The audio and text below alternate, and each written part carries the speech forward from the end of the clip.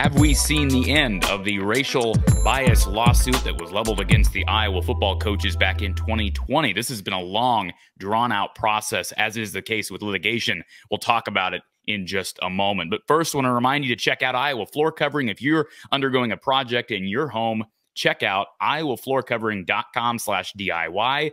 Tyler and the boys down in Bondurant doing great stuff for people's home projects. They've got this tough core click together 4.5 millimeter waterproof vinyl flooring available at just $269 per foot with self-installation. As you support IFC, you are supporting us. You'll notice their little logo up in the corner of our screen during post-game shows with Coach Gary Close during the month of February and March. Again, reason to support Iowa Floor Covering as they support us here from the Hawkeye of the Storm. And Ascent Nutrition, use this code Hawkeyes to get 15% off your order. Check out goascentnutrition.com.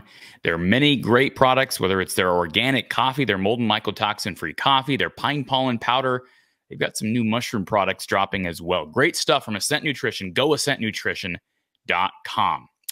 All right, folks, I'm no lawyer, no attorney, don't have any history in studying law, but I'm here to talk with you about potential end to the civil suit that was leveled against Iowa back in 2020. What are we talking about? Scott Docterman, first on this that I could tell on Twitter this morning, actually late last night, and motions to dismiss have been filed officially. Now, I'm going to give you a screenshot of the actual motions here. And again, thank you to Scott Docterman for providing these. You'll see several different defendants named here. One, first of all, being Gary Barta. He was, of course, named in this suit. As you can see, too, Kirk Ferentz was also named in this suit. Motion to dismiss against Chris Doyle, defendant Chris Doyle, in his individual and official capacities. And, of course, head coach Kirk Ferentz also a part of this. And as you can see, the wording here, the language, and again, this is coming from somebody who does not have a background in litigation. This dismissal shall be without prejudice.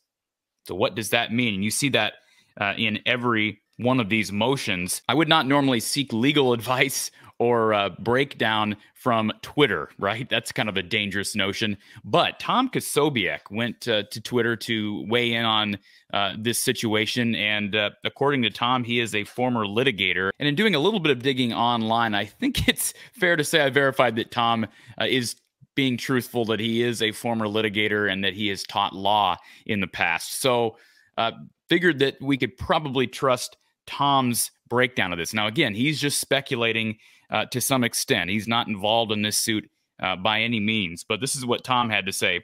As a former litigator, dismissing the suit to pursue settlement would be a very unusual strategy.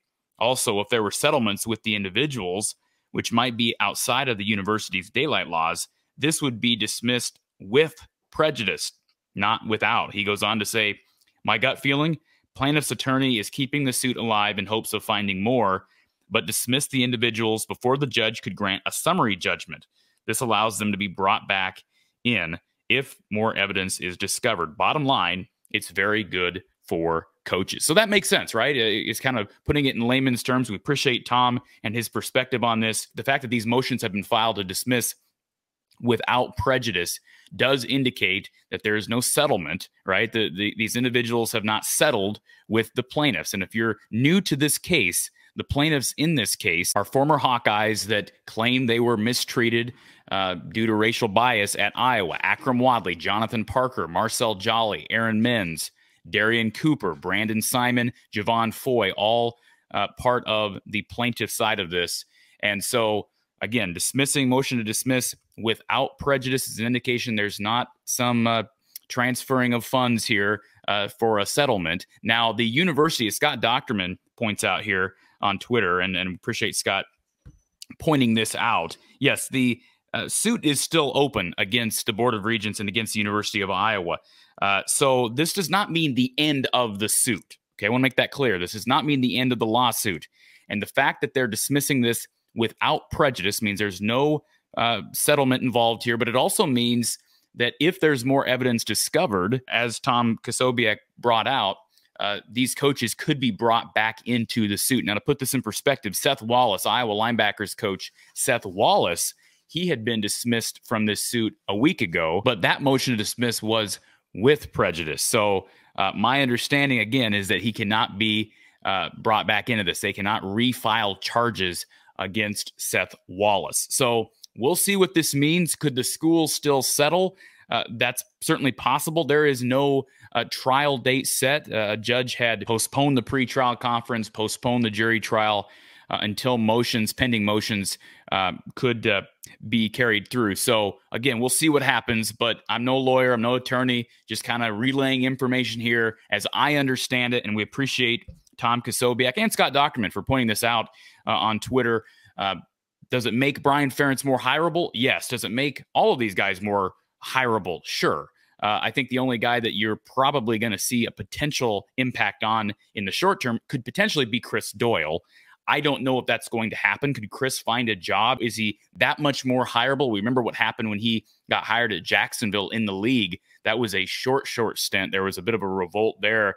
And I still think that until this lawsuit is completely resolved, and I'm talking about the lawsuit against the university, and again, we don't even know. The coaches could be brought back into this if there's more evidence brought forward.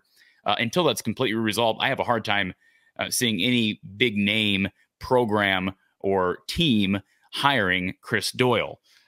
Whether that's right or wrong, I'm not asking you to take a side. I'm certainly not taking a side on this. I'm just relaying my thoughts on it. And Brian Ferentz is here right now. I mean, I think we're a little late to the party if we're still holding out hope that he could get hired somewhere in the league. I think that's pretty much a foregone conclusion, although we have not started spring practice. This is probably good news for the coaches, as Tom brought out, and we'll see where it goes. They could be brought back in, but it does give somewhat of an indication that perhaps evidence against these coaches is somewhat lackluster. So we'll see if that transpires or not. But boy, this has been a long process. Again, this suit was filed right before the start of the Iowa football season, the delayed Iowa football season back in 2020. Remember that started in October of 2020. So we'll see what happens, folks, but wanted to relay that information to you. A reminder that I'll continue to be live with you after every Iowa men's basketball game with Coach Gary Close. Tune in live right here from the Hawkeye of the Storm for Iowa postgame with Coach Gary Close.